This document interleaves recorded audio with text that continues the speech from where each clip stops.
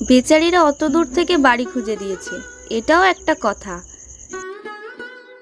দিন তিনের পর এক ভোরবেলা মালপত্র নিয়ে নতুন বাড়িতে উঠে এলেন প্রসাদবাবু।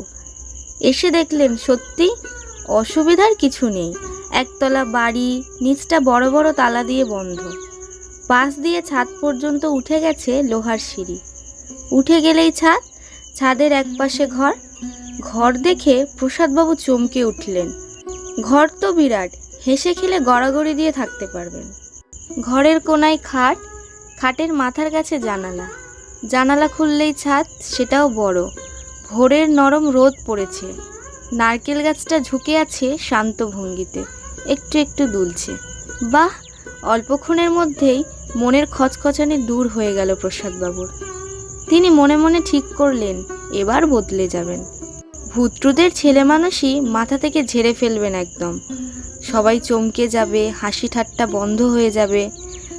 সন্ধেবেলা অফিস থেকে ফিরে মাদুর পেতে ছাদটায় খানিকটা বসে থাকলে কেমন হয়? বেলা একটু বাড়তেই 11-12 বছরের একটি মেয়ে এসে হাজির হলো।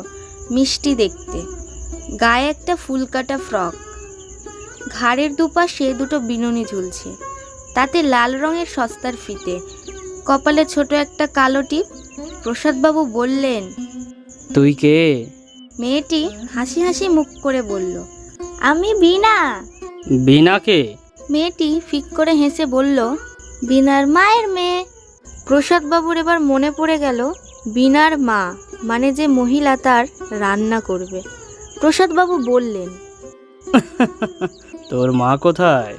মায়ের জ্বর হয়েছে, আমায় বললে তুই গিয়ে রান্না করে দিয়ে আয়, নইলে নতুন মানুষ বিপদে পড়বে। তুই রান্না করবি? এইটুকু ছোট্ট মেয়ে? এইটুকু মেয়ে বলে এইটুকু রান্না পারবো। ডাল, ভাত, আলু ভাজা চলবে? প্রসাদবাবু মেয়েটির কথা শুনে মজা পেলেন। বললেন, ডাল ভাতে খুব হবে। তুই তো বেশ গুছিয়ে কথা বলতে পারিস বীণা। গুছিয়ে রান্নাও করতে পারি। হ্যাঁ রে, তা তুই কথায় কথায় হাসিস কেন? মনে হয় হাসির রোগ আছে। প্রসাদবাবু চোখ পাকিয়ে তাকালেন। বীণা রান্না করে ছুটে পালালো। রান্নাঘর পাশেই। বীণা ছুটে যাবার সময় একটা ঝমঝম করে আওয়াজ পেল প্রসাদবাবু। মেয়েটা ঘুঙুর পড়েছে নাকি? কই, চোখে পড়লো না তো। কে জানে, ছোট মেয়েরা ছোটাছুটি করলে বোধহয় এইরকম ঘুঙুরের আওয়াজ হয়। প্রসাদবাবু হেসে ফেললেন। অফিস যেতে হবে। খানিক পরে খবরের কাগজ রেখে স্নানে গেলেন। এই বাড়িতে জলের সমস্যা নেই। সময় নিয়ে স্নান করা গেল। শুকিয়ে মেশে জলের টানাটানি ছিল। মাথা পিছু 1 বালতি পাওয়া যেত। বীণা রান্না খারাপ করেছে। সবেতে গাদাখানেক চিনি। ছোট মেয়ে, কতটা আর পারবে। খাবার শেষে প্রসাদবাবুকে মুখ ধোবার জল এগিয়ে দিয়ে বীণা বলল, রান্না ঠিক হয়েছে? ঠিক আছে। রাতে রুটি করতে কখন আসবি? আমি আর আসবো না। রাতে রুটি তরকারি করে গেলাম, কাল থেকে মা আসবে, বীণার মা। বীণার হাসি শুনে প্রসাদবাবুর ভালো লাগে, তবুও বললেন, ফাজিল মেয়ে, আবার হাসে। চড় খাবি এবার। ঠিক আছে, তুইও মায়ের সঙ্গে সঙ্গে মাঝে মাঝে চলে আসিস। কি জানি মা আসতে দেবে কিনা, মনে হয় না দেবে। আমি বলে দেব। প্রসাদবাবু অফিসে যাওয়ার জন্য বেরিয়ে ঘরে তালা দিলেন। বীণা দাঁড়িয়েছিল ছাদের এক কোণে। প্রসাদবাবু বললেন, কিরে, বাড়ি যাবি না? আমি একটু থাকবো এখানে, এই বেশি না, খানিকক্ষণ। 2 আঙুল ফাঁক করে খানিকক্ষণ দেখল বীণা। প্রসাদবাবু ভুরু কুঁচকে বললেন, থাকবি? কি করবি? ছাদে খেলবো। বাড়ি গিয়ে খেল। বিনুনি ঝাঁকিয়ে বীণা বলল, মা খেলতে দেবে না, আবার কাজে পাঠিয়ে দেবে। এমনিতে মেয়েটিকে খুব পছন্দ হয়েছে প্রসাদবাবুর। এখন মনটা আরও নরম হয়ে গেল। আহারে, ছোট্ট মেয়ে কাজকর্ম শেষ করে খেলতে চাইছে। হেসে বললেন, আচ্ছা, সে নয় থাকবি, কিন্তু খেলবি কার সঙ্গে? একা? বীণা উৎসাহ নিয়ে বলল, একাই খেলবো। ছক কেটে এক্কা দোক্কা খেলবো। আর ওই যে গাছটা আছে, নারকেল গাছটা, ওর সঙ্গেও খেলবো। দেখো না, আমার সঙ্গে খেলবে বলে একেবারে ছাদে উঠে এসেছে। এগিয়ে গিয়ে গাছের পাতাগুলো ধরে নাড়া দিল বিনা।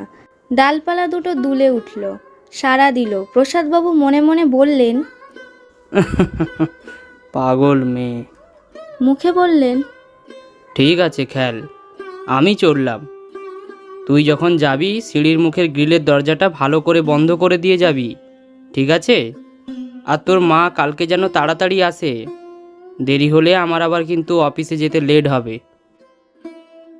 লোহার সিঁড়ি বেয়ে নিচে নামার সময় প্রসাদবাবু গুনগুন করে গান করতে লাগলেন। কত বছর পরে যে তিনি নিজের মনে গান করলেন। অফিসের কাউকে নতুন বাড়ির কথা ভাঙলেন না প্রসাদবাবু। তিনি ঠিক করেছেন রবিবার সন্ধেবেলা অফিসার সুখিয়াছি মেশের কয়েকজনকে ডাকবেন।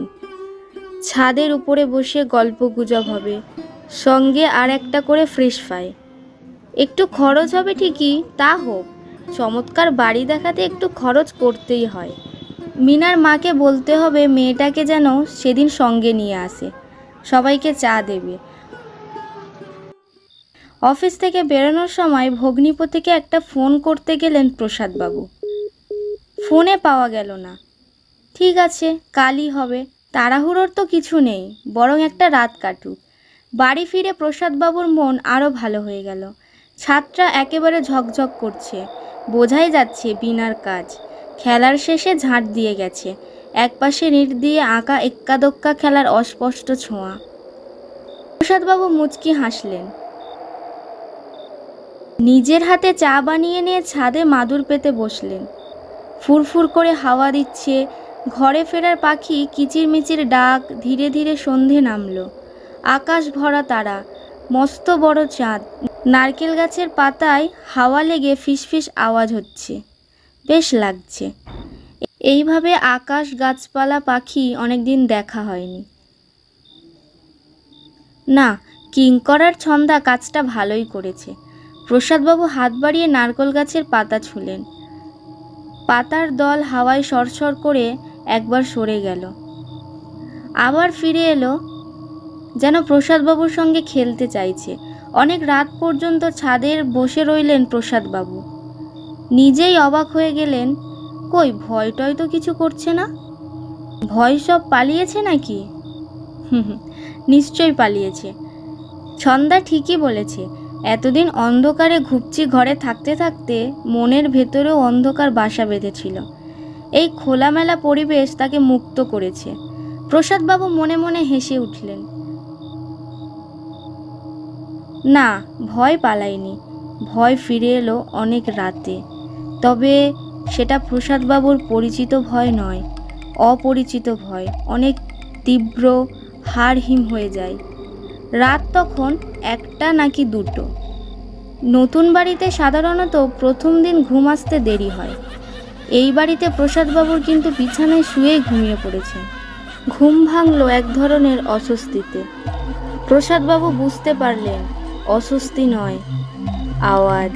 হালকা একটা আওয়াজে ঘুম ভেঙেছে। ঝমঝম করে একটা শব্দ।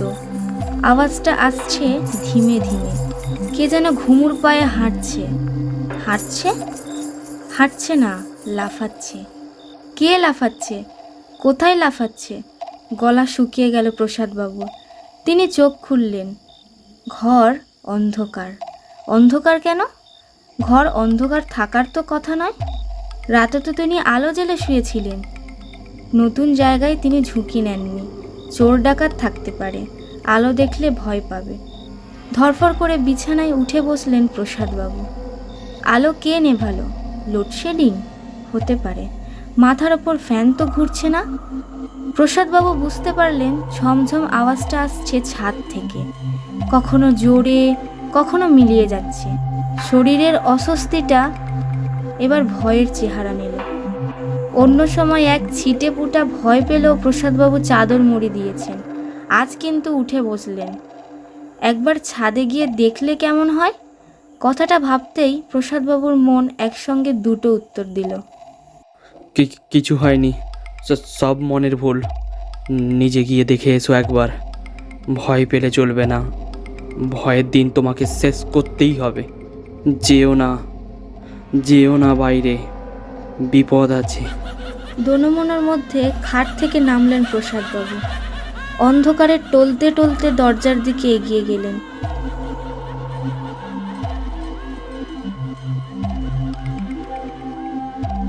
পা দুটো মনে হচ্ছে পাথর। কাপা হাতে দরজার ছিটকিনি খুলতে অনেকটা সময় লাগলো। খোলা দরজা দিয়ে কয়েক পা বেরিয়ে এসে দাঁড়ালেন। নির্জন অন্ধকার ছাদ, আকাশে চাঁদ নেই, অসংখ্য তারা। ছাদ জুড়ে নরম আলো পড়েছে কুয়াশার মতো। সেই আলো সাদা আর নীলে মেশা, বেশ লাগছে দেখতে। মনে সাহস এনে চারপাশে ভালো করে তাকালেন প্রসাদবাবু। না, কেউ নেই। ঘুঙুরের আওয়াজটাও আর শোনা যাচ্ছে না। দূরে বড় রাস্তা দিয়ে ট্রাক চলে যাওয়ার আওয়াজ ভেসে এলো। নিশ্চিত হলেন প্রসাদবাবু। নিজের মনেই পিঠ চাপড়ালেন। ভাগ্যিস চাদর মুড়ি দিয়ে শুয়ে থাকিনি, তাহলে ভয়টা বেড়ে যেত। কাল সকালেই এই চমৎকার বাড়ি ছেড়ে পালাতেন। ঘুরে দাঁড়িয়ে ফের ঘরে ঢুকতে গেলেন প্রসাদবাবু। আর তখনই চোখ পড়ল নারকেল গাছটার দিকে। নিমিষে ঠান্ডা একটা স্রোত বয়ে গেল শরীরে। ওটা কি? গাছ তো নয়, অন্য কিছু। এটা মানুষ, যেন ঝাপসা চুল, হাসছে, অন্ধকারে চোখ মুখ, অন্ধকারের হাসি। ডালপালাগুলো লম্বা হাতের মতো বাড়িয়ে রেখেছে, পেতে রেখেছে ছাদের উপর। হাওয়ায় দুলছে তারা, আওয়াজ হচ্ছে। খামচে ধরার আগে বাঁধানো ছাদ যেন নখে শান দিচ্ছে। চোখের পাতা ফেলতে পারছেন না প্রসাদবাবু। তাকে কে যেন মাথার ভেতর বলছে, চলে যাও, পালিয়ে যাও, পালিয়ে যাও, দরজা বন্ধ করো এক্ষুনি, পালিয়ে যাও, চলে যাও। কণ্ঠস্বরটা বাচ্চা মেয়ের মতো, চেনা, কিন্তু চিনতে পারছেন না প্রসাদবাবু। তিনি বুঝতে পেরেছেন এখনই ঘরে ঢুকে যাওয়া দরকার, খুব দরকার, কিন্তু পারছেন না। নারকেল গাছের ডালপাতা তাকে হাতছানি দিয়ে ডাকছে, তারপর হাত ধরে টান দিল। তিনি সম্পূর্ণ নিজের অনিচ্ছায় এগিয়ে যেতে লাগলেন ছাদের কিনারার দিকে। আর কয়েক পা গেলেই ছাদের ছোট্ট পাঁচিল, আর পাঁচিল টপকালেই জ্ঞান হারানোর আগেই প্রসাদবাবু স্পষ্ট শুনতে পেলেন গাছটা বাচ্চা একটা মেয়ের গলায় হেসে উঠল। গলাটা এবার চিনতে পারলেন প্রসাদবাবু, ছোট্ট মেয়ে বীণা। পরদিন সকালে ছাদে অজ্ঞান অবস্থায় পাওয়া গেল প্রসাদবাবুকে। আসানসোল থেকে আসা প্রসাদবাবুর বোন সন্ধ্যা আর ভগ্নিপত কিঙ্কর প্রসাদবাবুকে না জানিয়ে কাল রাতে ট্রেনে উঠেছিল। পরিকল্পনাটা কিঙ্করেরই, একেবারে বাড়িতে হাজির হয়ে শ্যালককে চমকে দেবে। এই কারণে দুদিন অফিস থেকে ছুটি নিয়েও এসেছে। ছন্দার কাজও আছে, দাদার জন্য বাড়িটা একটু বুঝিয়ে দিয়ে যাবে। রান্নার একটা লোক চাই, খুঁজতে হবে। বিনার মা থাকলে কোনো চিন্তা ছিল না, কিন্তু এই শহরের পাট গুছিয়ে সে চলে গিয়েছে। 1 বছর আগে পর্যন্ত এই বাড়িতে বন্ধ দরজা খুলে ঝাড়পোছ করতে আসতো। সঙ্গে তার 12 বছরের মেয়েটাও থাকতো, ছাদে খেলতো। একদিন খেলতে খেলতে এই বাড়িরই ছাদ থেকে পড়ে মারা যায় বেচারি। তার মা তখন একতলায় ছিল। বাড়ির মালিকের কাছে ছন্দা শুনেছে বিনা মেয়েটা ছিল ভারী সুন্দর, কথায় কথায় হাসতো, বায়না করতো। একজোড়া ঘুঙুর কিনে দিয়েছিল তার মা। মেয়েটি সেই ঘুঙুর পরে লাফিয়ে বেড়াতো, আওয়াজ হতো ঝমঝম করে। বিনা যে কি করে ছাদ থেকে পাঁচিল টপকে পড়ল তাই নিয়ে রহস্য রয়ে গিয়েছে। কেউ যেন হাত ধরে টান দিয়েছিল, নইলে পাঁচিল টপকাবে কেন? যদিও এসব কথা প্রসাদবাবুকে বলেনি তার বোন। একেই ভীতু মানুষ, কিঙ্কর ডাক্তার ডাকতে ছুটল।